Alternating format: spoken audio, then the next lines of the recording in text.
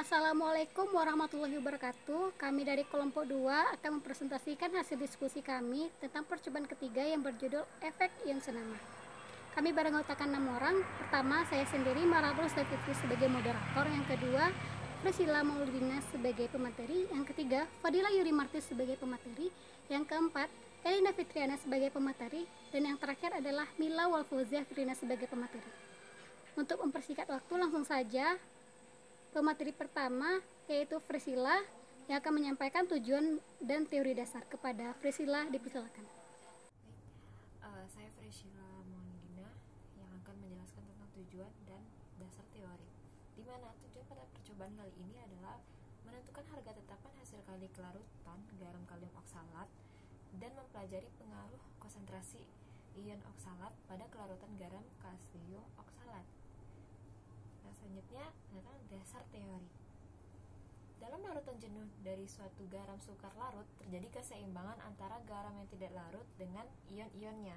Misalnya, garam AB yang merupakan garam sukar larut dalam larutan jenuh akan terjadi kesetimbangan, di mana AB solid menghasilkan A+ aqueous dan B- aqueous.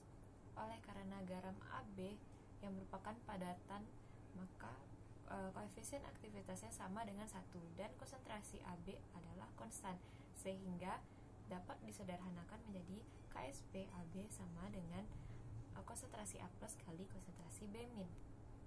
Harga tetapan KSP dikenal dengan harga tetapan hasil kali kelarutan. Jadi 1 garam sukar larut dalam air jika dilarutkan dalam air sebagian kecil akan terurai menjadi ion-ionnya. Proses peruraian itu akan berhenti setelah hasil kali kelarutan garam itu sama dengan harga KSP dari garam tersebut. Hasil kali kelarutan adalah hasil kali konsentrasi ion-ion dalam larutan jenuh garam yang sukar larut dalam air. Nilai KSP untuk elektrolit sejenisnya semakin besar menunjukkan semakin mudah larut. Sebuah atom atau molekul disebut ion apabila dari kondisi yang stabil, atom atau molekul tersebut melepaskan atau menangkap sebuah elektron. Ion negatif adalah ion yang memiliki jumlah elektron lebih banyak daripada protonnya, sedangkan ion positif sebaliknya. Nah, pada kelarutan merupakan konsentrasi maksimum zat terlarut.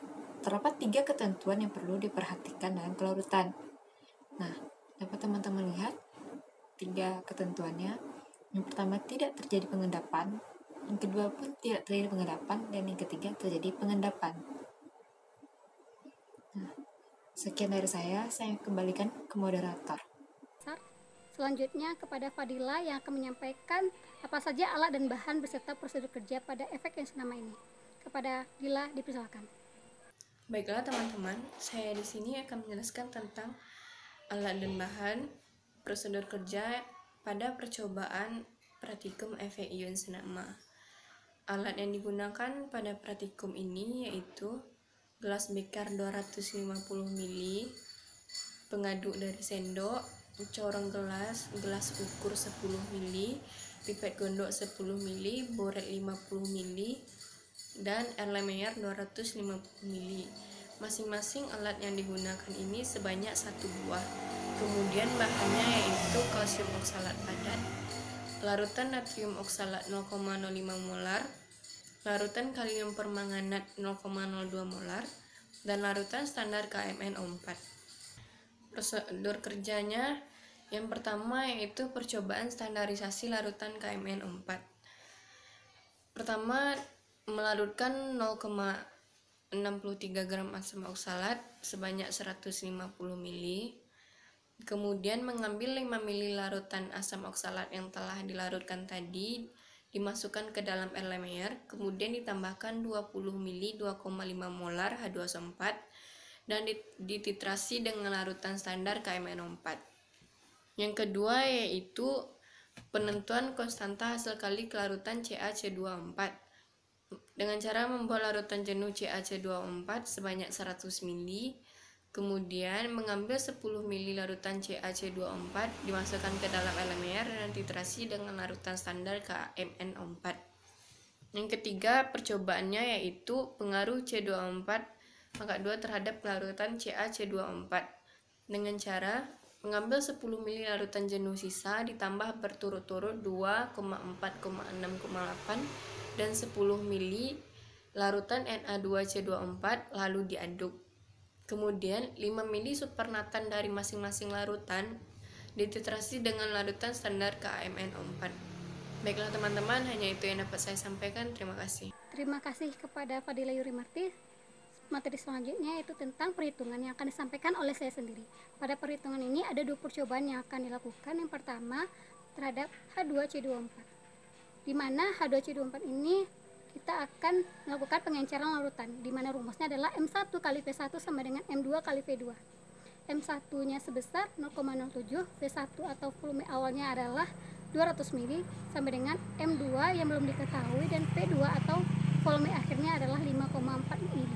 Jadi dapatkan konsentrasi akhir larutan atau M2 sebesar 2,59%. Kemudian pada percobaan selanjutnya kita juga menggunakan rumus untuk pengenceran, yang mana di sini M1, V1 dan V2-nya telah diketahui. M1 0,02, V1 5 dan V2-nya adalah 100. Maka akan didapatkan hasil M2 sama dengan 10. Kemudian kita akan mencari nilai S.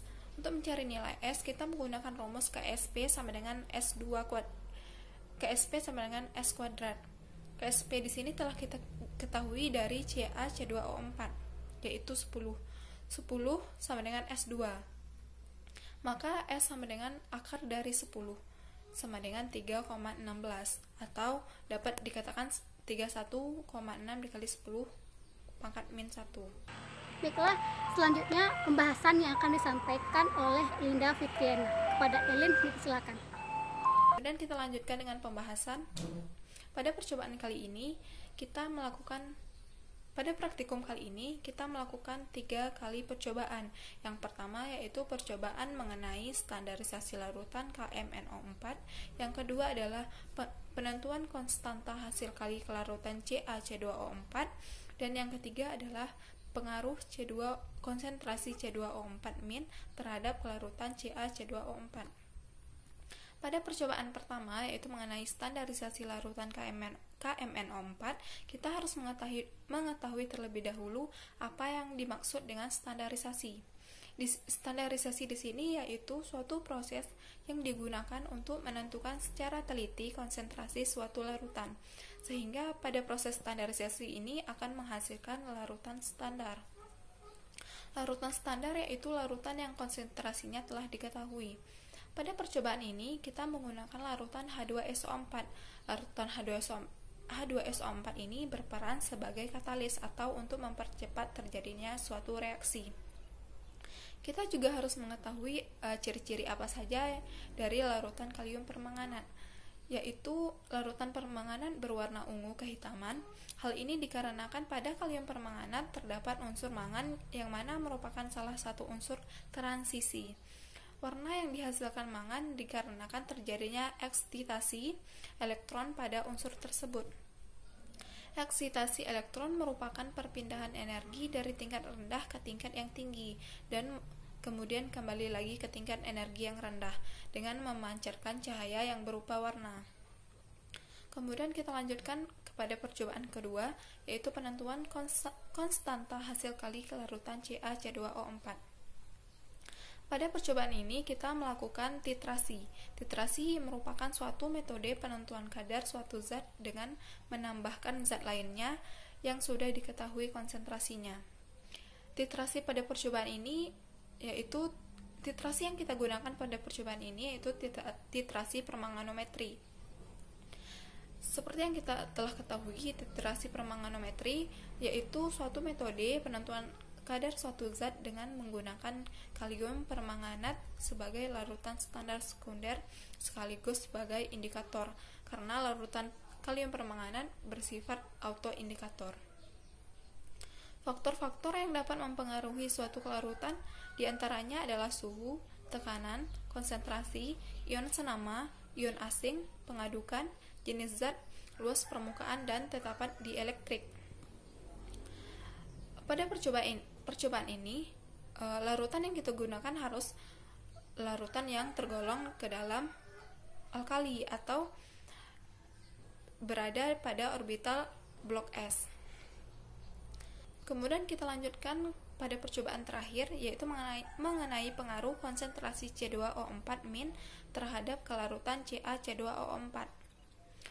Sesuai dengan azas Le Chatelier, apabila konsentrasi salah satu ion diperbesar, maka kesetimbangan bergeser ke arah yang mengurangi aksi. Penambahan ion senama ke dalam suatu larutan akan mengakibatkan kesetimbangan bergeser ke kiri dan akan membentuk suatu endapan. Terima kasih kepada Ellen yang telah menyampaikan pembahasan, dan selanjutnya kesimpulan dari seluruh materi efek ion senama ini akan disampaikan oleh Mila Walfauziah Farina. Kepada Mila dipersilakan. Baiklah, selanjutnya saya akan menjelaskan tentang kesimpulan. Kesimpulannya yaitu harga tetapan KSP dari kalium oksalat adalah 10. Dan kalium oksalat merupakan senyawa kimia dengan rumus H2C2O4. Terima kasih kepada Mila yang telah menyampaikan kesimpulan. Mungkin untuk pertanyaan yang akan dijawab oleh Mila Walfauziah Farina dan dijawab oleh Elinda Fitriana. Baiklah, selanjutnya saya akan menjelaskan tentang jawaban pertanyaan praktikum. Ada 2 pertanyaan di sini. Pertanyaan pertama, sebutkan beberapa faktor yang mempengaruhi besarnya kelarutan suatu garam. Dan pertanyaan kedua, terangkan mengapa pengambilan larutan harus bebas dari padatan. Baiklah, untuk jawabannya untuk pertanyaan pertama ada 5 faktor yang mempengaruhi, yaitu tekanan, temperatur, konsentrasi, jenis pelarut, dan luas penampang. Untuk tekanan, konsentrasi, temperatur, dan jenis pelarut itu berbanding lurus dengan kelarutan. Sedangkan untuk luas penampang, semakin besar luas penampang, maka kelarutan semakin cepat. Jika luas penampangnya kecil, maka kelarutan akan semakin lambat. Untuk pertanyaan kedua, karena apabila terdapat padatan pada saat pengambilan, maka titrasi tidak akan terlihat titik ekuivalennya dengan jelas, dan terbentuk garam pada titernya. Saya Freshila, akan menjawab pertanyaan lanjutan. Nah, pertanyaannya adalah, apa efek dari ion senama dan mengapa terjadi hal demikian?